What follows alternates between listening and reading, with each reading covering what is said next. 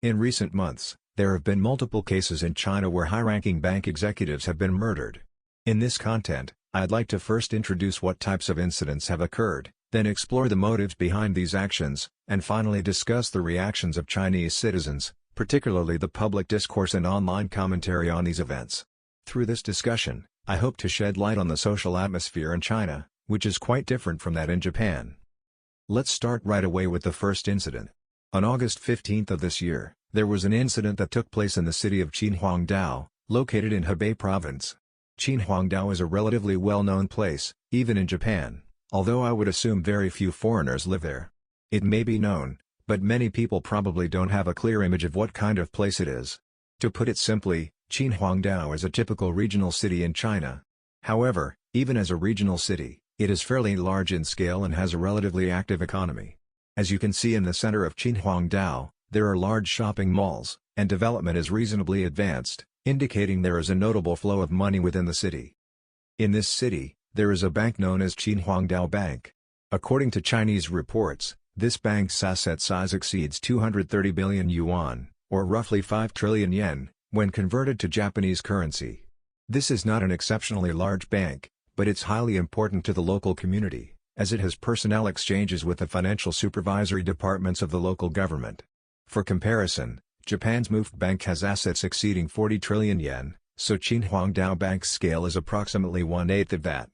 However, as a local bank in China, it holds considerable significance in the area. On August 15, around 11 a.m., a terrible incident occurred. The president of Qinhuangdao Bank was stabbed to death in his office. At the time of the incident, he was 61 years old, and before assuming his position as president, he had held executive roles within governmental or government-affiliated financial institutions.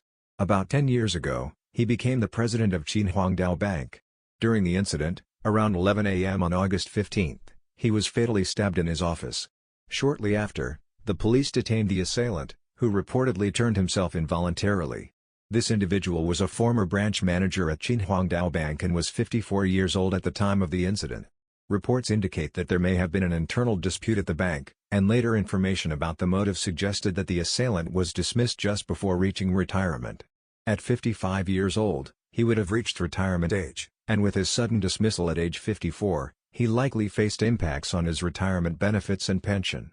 Resentment toward the president who had fired him apparently led him to this drastic act, as he would likely not have brought a weapon unless he intended to commit murder from the beginning. This murder of the bank president by a former subordinate became a significant topic of discussion. There was another similar case, however, where a bank executive was murdered, so let's take a look at a map of this area. In this instance, the location is even more remote than Qinhuangdao, almost rural. It is in Yuanshan County, Anhui Province. Here, there is a branch of the Rural Commercial Bank, and on September 4, its branch manager was fatally stabbed. This time, the assailant was a former security guard who had been dismissed from the same bank. This former security guard held a grudge against the branch manager after his dismissal and sought revenge. In contemporary China, unemployment is a serious issue, and losing a job can have severe consequences. Particularly for older individuals, finding new employment can be extremely difficult, and for someone with a family, the burden is especially heavy. What's fascinating, and perhaps indicative of Chinese society's unique atmosphere, is the online reaction to these incidents. The sentiment is often sympathetic toward the assailants rather than the victims. For instance, in the case of the Qinhuangdao Bank president's murder, comments included statements like, "In this situation, 50% of people would lose their reason." This implies a degree of empathy toward the former manager's actions, given that he was dismissed just before retirement. Another similar comment read, "I can't feel sympathy for the victim," suggesting that the bank president was somehow partially responsible. Moreover, recent years in China have seen a rise in cases where individuals with no hope left, known as invincible people, turn to indiscriminate acts of violence, targeting even complete strangers. This makes for a rather dangerous social climate in China. I would thus advise Japanese individuals considering studying or traveling in China to rethink their plans, as there are risks beyond just being a foreigner. I hope this has given you insight into the current atmosphere in China. Thank you for watching, and I'll see you in the next video.